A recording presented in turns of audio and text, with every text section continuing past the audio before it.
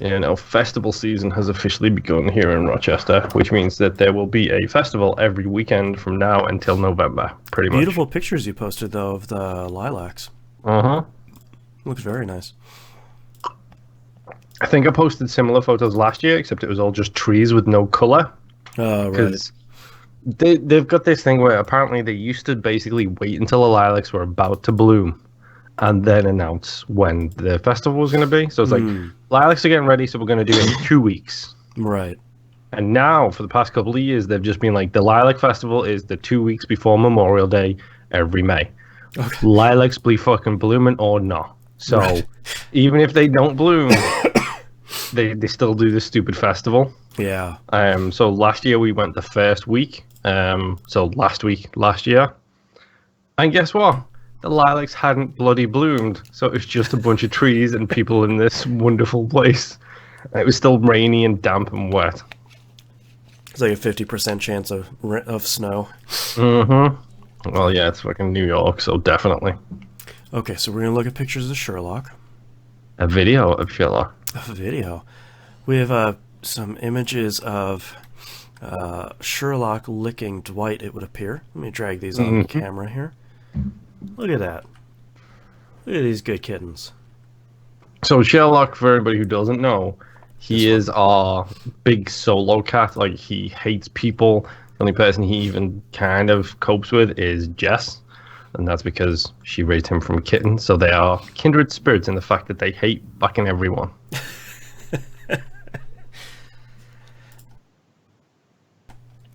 Made me cough. You jerk. Here's the video. Look at that. Literally, Sherlock chose to jump on the couch next to Dwight, and Sherlock chose to then suddenly give him like a 30-minute bath. Dwight is feeling it. Uh-huh. That's cute. And if you're watching the video as well, you'll see, like, you're watching it on the stream, I know that much. You see Sherlock does this little thing every now and again. Yeah. It's because he hates it when he licks something against the grain. I think I might have actually shown it on TVGP proper before, where like if he licks your arm hair and licks it backwards, he's just like. Cats are weird, man. Oh, well, thanks everyone for joining in to Cat Corner. We will see you the third Saturday of next month. Musin brings a canine friend to Cat Corner because he is the dog person. The counterbalance. Yes, very much dog person. Cats make me die, actually. So, well, I think we'll avoid dying then. Yeah. I don't know. All my dogs are somewhere else sleeping in the house. Quiet time. You would fucking love the Lilac Festival because everyone brings their dogs out. And everyone is just walking down these like streets filled with artists and booths and all kinds, and it's just dogs everywhere. That sounds like something a cat person would hate. I absolutely adore it because I love all animals. I just prefer cats. Okay. Yeah, I don't know. I like other people's dogs too, but I mean, I like my dogs way better than other people's dogs. So your dogs are the best dogs. Yeah. Isn't that the rule of all pets? Like, I love cats, but my cats are the best cats. Yeah. Now, like, Susie, on the other hand, like, well, she does love our dogs more than any other dog. She can't walk by a dog without talking to the person and trying to pet their dog. Yeah. So that's something we can't get around. Like, even like dogs that I think are terrible, like I just forgot the name of them. Cujo. If you say Staffy Bull Terriers, I'm going to be annoyed. No, that dog that used to advertise for Taco Bell. Chihuahuas? Chihuahuas, yes. They're everywhere here, and I hate them. The tiny little yippy motherfuckers. The little shivery. I feel so bad. I'm like, the only time I like small dogs is when they're a puppy that's going to grow into a medium or large dog. Right. Okay. You're on the way to a more desirable dog. Yes. Like terriers are about as small of dog that I like. Right. Smaller than that, and they're probably just annoying. But, no, I can get behind that. Medium to large dogs are great. We did see a Great Dane today. Oh, that's a large to extra large dog. Yes. It was big. It was pretty much up to past my hips. Jeez. Like, just standing normally. It was like, okay. You're a very big dog. Always cracks me up when you see someone walking one of those large dogs. It's like, I wonder if that leash actually does them any good. Right, like, is that doing anything? If that dog decides to go, is that person going to be able to stop it? Just let him run. When it's one of those dogs, you know full well that it's like training from puppyhood to be the best kind of dog. Yeah. Yeah, I've always heard they're super, super lovable, though, so... Yeah. Man, I've talked about it before, but trying to teach Catherine to not automatically get in random dogs' faces is not frustrating, because I understand she just wants to go pet a puppy. Mm-hmm. The frustrating part is the dog owners were like, no, come on over, she's friendly. It's like, I'm trying to teach my kid. Please. Mm-hmm. Like, I understand your dog is friendly. Tell me that, and then I can tell her it's okay to pet this dog. Or it's one of those things where you're trying to teach her to ask beforehand. Exactly. Yeah, she's 2.5, so she just grabs for whatever she wants. And some dogs don't like that. Nope. One of our cats doesn't like that. I think 2 of our cats don't like that, specifically Sherlock, which is why that video was so astounding. Yeah, I'm glad you captured it. And Louise, because for whatever reason, Louise, who has always been a daddy's girl, like she's always been my cat kind of thing. Same way Sherlock is Jess's cat. Like she's just been really on the edge of we've lowered her food ration. Phrasing it like that makes it sound like we're putting it through torture. Her bread and water prison diet. Yeah. Do me a favor, Boston, just wave your hand in front of our camera, not the stream camera. Yeah, there we go. My camera, okay?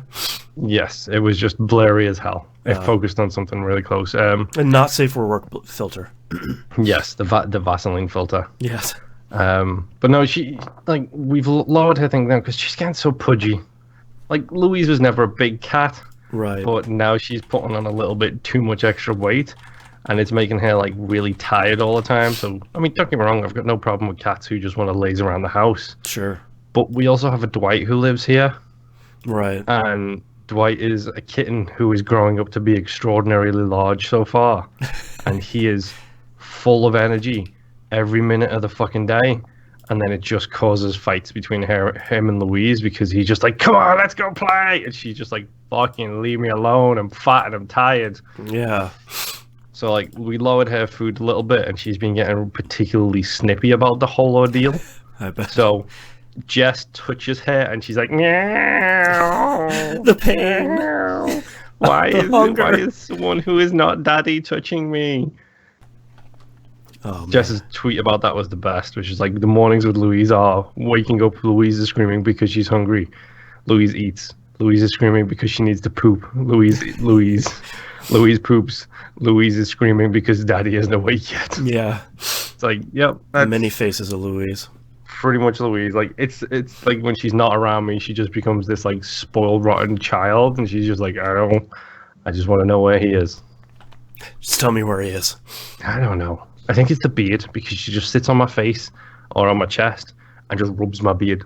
Which is why, like, I brush it like crazy and keep it nice and trim and like, oh, looking good. And then I pick up Louise or she sits on me and it's like, now it's hobo beard again because she's just like licking it and like smooshing it around everywhere. It's so like, weird. Why do I even bother? You see, that'd make for a good, like, I'm sorry, this is out there. So they should make a comedy movie about an assassin who specializes in killing people with cat allergies, who has a cat that does to him what they do to you, Moonpier. The cat that loves too much. Seduce the person and then kiss them and leave as they get into anaphylactic shock. I like that it's a killer with a really long game. Mm-hmm. Oh, it's Agent 47 learning how to play drums just so he can blend in that one moment. Exactly. So good. All right, are you guys ready to kick this thing off? Yep. Let's do it. All right. Starting in 3, 2, 1. It's the third Saturday of the month, which means we're coming together to talk about TVGP's Game Club. I'm your host, Boston, and joining me as always is Moonpier. Hello. And Musum. Hey. We're here to talk about Florence, the iOS and Android game. Let's talk a little bit about the deets about the game. Released February 14th, 2018, published by Annapurna Interactive, developed by Mountains. This was their first game. As I said, released on iOS and Android, composed by Kevin Penkin. That's pretty much it. It's a pretty small team. Time travel, Metacritic 82. OpenCritic did not rate this. I just found out they don't rate iOS and Android games. So interesting. There you go. Appears for the release date Metal Gear Survive, which is a game I forgot about. Yep. The Secret of Mana remake, Into the Breach, which is a great game. You should all go play it. And Moss, that cute mouse VR game. It's a good game too. Yeah, that's one of the games I want a PSVR for. I wanna play Moss. Looks super cute. And we ask the question we ask every month: top of the pile, middle of the pack, or overlooked? Honestly, for me, when it came out, this is overlooked because one game from that entire list was the only thing people were talking about. Into the Breach. Yeah. Yeah. The guys from FTL have released another game. It's out now. It's called Into the Breach. Oh my word. I feel like on iOS, the iOS store was always pushing it on me. So I feel like my visibility was pretty high, and then over the last year, the number of awards it keeps winning at pretty much every awards ceremony, I think has given it a lot of visibility. So I think for me, probably top of the pile because people have been pretty constantly talking about it. But yeah, I can definitely see the overlooked. So did you guys know the lead designer on this used to work for a different company, and he made Monument Valley? Oh, well, that makes a lot of sense. Yes, which is I saw the guy's name. It's Ken Wong, I believe it is. Mm-hmm. And I saw his name. I was like, why do I know that name? And I looked into him, and it's like, yeah, he worked on Monument Valley and wanted to do something slightly different. A little bit. Little bit. Musum, top of the pile, middle of the pack, or overlooked for you? Definitely overlooked. I don't think, I never shop around on the Apple Store, and the first time I really had heard about it was in their Giant Bomb End of the Year podcasts, and when Vinny basically started crying talking about the story. Yeah. Man, I gotta play this game. Right. I want to cry too, man. Yeah. I also knew I recognized the Annapurna name, and I couldn't figure out why. Mm-hmm. Do you guys know what other games that company has put out? Edith Finch, most importantly. What Remains of Edith Finch, Flower, Donut County, Gone Home, Ashen. Oh wow. Yeah, they're a super publisher. I mean, they came out of the Annapurna film studio, who publishes Laika's films, Box Trolls, and there are other stop motion stuff that I'm too sick to remember right now. As the film studio is not doing super well, the video game publisher is doing very well. Apparently, they got all the good talent. Yeah. But let's talk about this short but sweet game, what we liked, what we didn't like. Who would like to start? I want Musum to start because I want Musum to give his thoughts on one of my favorite things in the game, which is the music. Yeah. I mean, the game's almost centered around the music entirely. It's around the music, and it's around how you're navigating the screen. I mean, the music was done really well. I started this game actually yesterday, and it was one of those moments of, I was excited to play this. Why did I put it off? Holy crap. It's supposed to be 2 hours, isn't it? I hope I have enough time. I have an hour to play right now, and 30 minutes later, I completed it. Right. I was pretty shocked, too. When I started the game, it's we recommend this with headphones. It's well, okay, I normally don't. Honestly, most of my phone games, I just have the music off. I'm usually watching TV or doing something else. So I have a nice pair of Bose listening headphones that I listen to it with. I thought the music was really good. I think some of the transitions between the moments I thought felt a little iffy That's more on the audio programmer than the Kevin Perkins guy. Or Pinkin, sorry. Which, by the way, like, I don't know much about him, but evidently he does a bunch of anime soundtracks too. Oh, really? Stuff I haven't heard of, but maybe someone else has, like Made in the Abyss, Norn 9, Under the Dog. And I guess he's anime names if I ever heard it. Yeah, those are. Yeah. I guess he's doing the soundtrack for some 4-episode anime series by the director of the Full Metal Alchemist Brotherhood series, so he's doing something right. Oh, he did Necro Barista, which is also an anime name. Yeah, Norn 9 was really big. Yeah, most of those are pretty big series. Yeah, well, cool.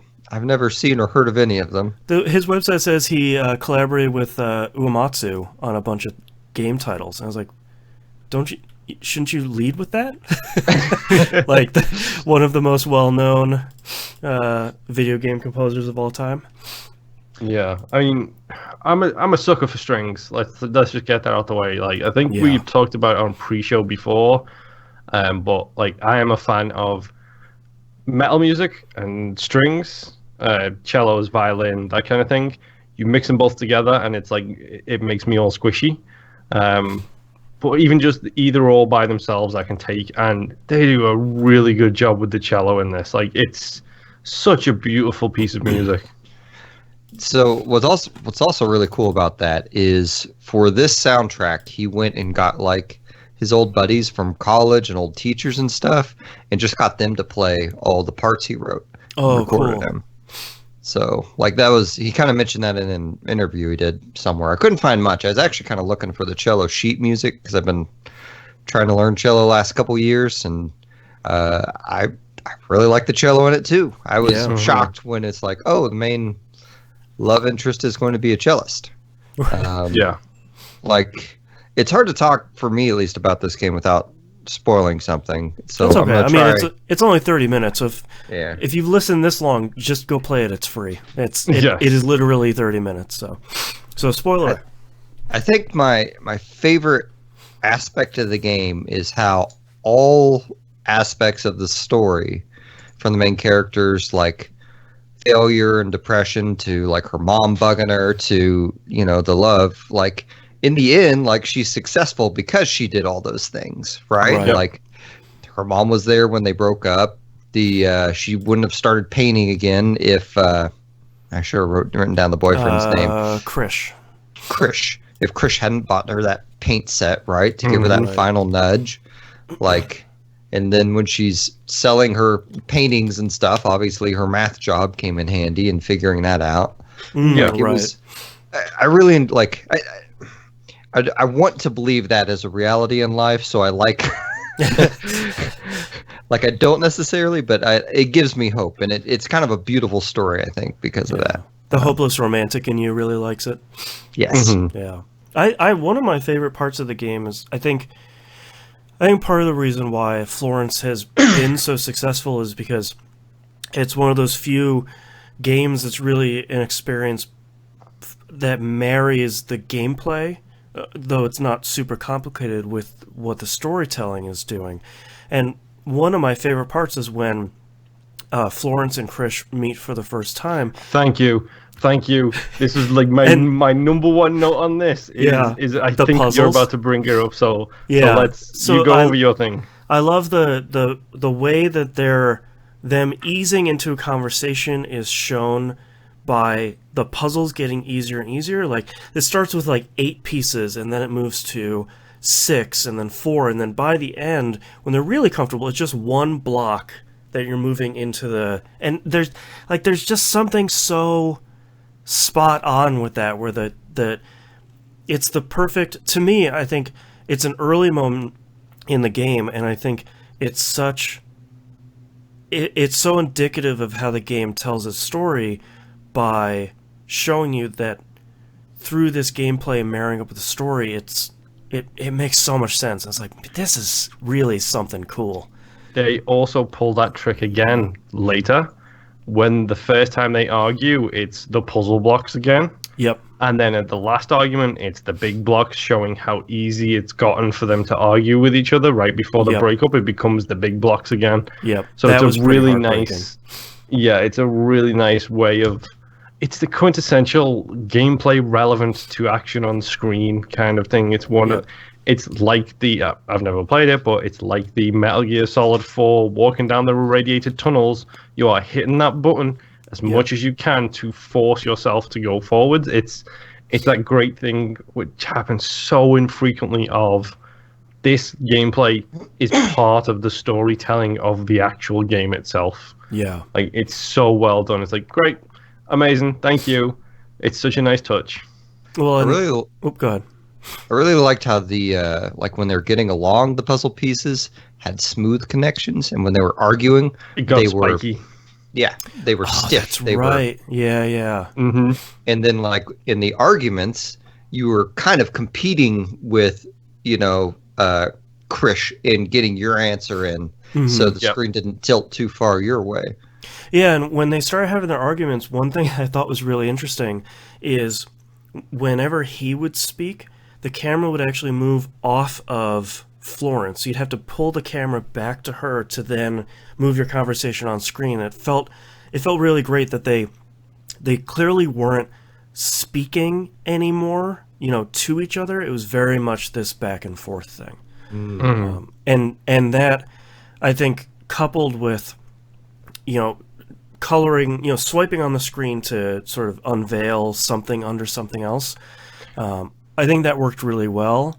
And I think it worked super well when you're getting through and, like, you're always painting over the sad stuff and unveiling something happy.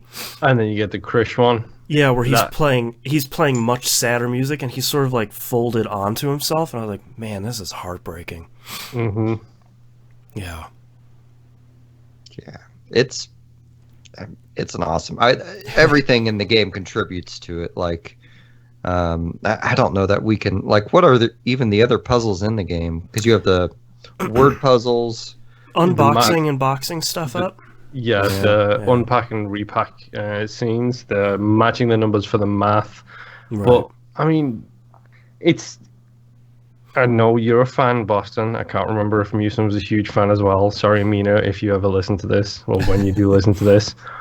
If you're gonna do a visual novel, even with kind of like selections and stuff like that, I think this is the best example of like a visual novel that I've ever played. Yeah. I can feel Mina tweeting you right now. Like, he thinks I might not be a fan of visual novels. Right. Yeah, it's really interesting because it takes a polar opposite approach of visual novels, because visual novels are very much a static image and a gross amount of text, just like tens of thousands of words about this stuff. And then you make a selection. Yeah, and then you make a selection, and then there's tens of thousands of words. Florence is really interesting because there's really very few words. It's all texts coming in from your mom, and everything else is just kind of the gameplay is there to tell you the story. Yeah. I mean, it's not like we get, like, they don't... I mean, there's not really many words in this game, right? Like, when they're arguing, you're just presented with the pictures and the music and the various puzzles to tell you what it is. And so the chapter titles. Yeah. There's the chapter titles, and I think the only thing that it has actual words is the conversations with your mother. Yeah. Because they are in, I'm assuming, Chinese or Korean, and then they are overwritten with what they actually mean in English. Yeah. I really like the aspect of the story. Like, she starts out just kind of at this dead-end job, just very blah, going through life, and then she gets out of it with Krish, but she really centers her life so much around him. Like, that bugged me through the first half of the game. I'm like, well, she's not doing anything. Like, she's just living she hasn't changed at all. All like, her where's your pictures dream? are just of this guy. Like, right. Mm-hmm. She needs to find something to live for besides him too. And like, that was the story. Like, little did I know, by the end, that's exactly what they were going for. It was, it's a really cool experience. It's like the animation in it and artwork, I think, is gorgeous. Like, it's Well, there's little stuff too, like when there's a flashback early on to when Florence is really small and you're painting butterflies and stuff in grade school. I like that the design that you make continues to come up throughout the game when she pulls out these old pictures. It's the exact design that you made. Yep, it's the one that comes out the memory box. It's the one that comes out when she thinks about becoming an artist. Yep. And then it's the one at the end of the game that's actually framed when it says thank you. Yep. Yeah. Florence is great. I really hope this team goes on to make more stuff. I don't want them to make like a Florence 2, but it's one of those teams where it's like, you made this really cool thing that I don't want you to touch anymore, and I want you to go make something totally different, and what are you going to do there?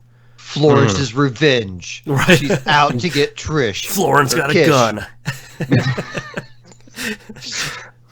The hot new MOBA. Where are we dropping Florence? I was gonna make another Florence and the Machine joke, but I think I did that last episode, so I can't do it twice on a run. Yeah. All right. Any final thoughts here on Florence? Go buy it. Go play it. Yeah. I think for me it was like $3. I think on Android. It's less than you'd spend on a movie ticket, and it's just as good of an experience to me. Like, go. It doesn't take long. Stick your headphones in. If you got the chance, sit down and play it in one sitting. Yeah, it literally is half an hour. It's genuinely amazing. Yeah. I agree with all that. I don't think I can add any more up to this conversation, honestly. Let me buy the soundtrack. That's all I want to do. Oh yeah, and release some sheet music, like Yeah, Kevin you should ask him on Twitter. Because I know you're listening to this now. Yeah, I was literally going to say, just hit him up on Twitter. Yeah. I was debating on that. Like, I've seen composers do that before. But they might not know there's a desire out there. Mm-hmm. Yeah. All right, that's it for Florence. So let's talk about our next game, voted by you, the patrons. Oh, I forgot to vote. I don't even know what the 3 options are now. Well, the 3 options were... Let me pull it up here. It was one game I wanted to play, which was Rain World. It's that cool slug cat game, that puzzle game. Okay. That got no votes. Wait, hold on. Boston Choices get 0 votes. What a shocker. Every time, man. That's okay. I've got randomization on my side. Second place here was Slayaway Camp. That's that cool puzzle game. Yeah, up, down, arrows, slidey, aroundy. Really cool. I've played a little bit of that. That's cool. But the winner, because you all want to see us suffer and we love you for it, is Cuphead. God, are you serious? I'm sorry, but I am not happy about this. I feel so sorry for Musum. No offense, Musum. But I thought I had successfully dodged this game. I gotta be honest with you guys. I don't think any of us are going to finish it. So no. It is definitely not. So for anyone that's listening, typically our requirement is you really need to finish the game before we talk about it. You've got a whole month to do it. That restriction is 100% lifted this time. Do the best you can. That's really all I'm asking of anybody. So next game is Cuphead, Xbox One, PC, and Switch. It's oh, come on! It's like, gonna be a thing. I am the most hardcore out of all 3 of us. I think I can probably say that pretty freely. Like I am the most hardcore gamer out of all 3 of us, and I'm not looking forward to this. I'm looking forward to playing it. I'm just not looking forward to banging my head on it. Yeah. No. So thank you monsters. This next game is Cuphead. Thank you so much, everyone, for listening, and we'll see you all next month. Bye. All right, thanks, everyone, for joining us live. We'll see you next time. Bye. Bye.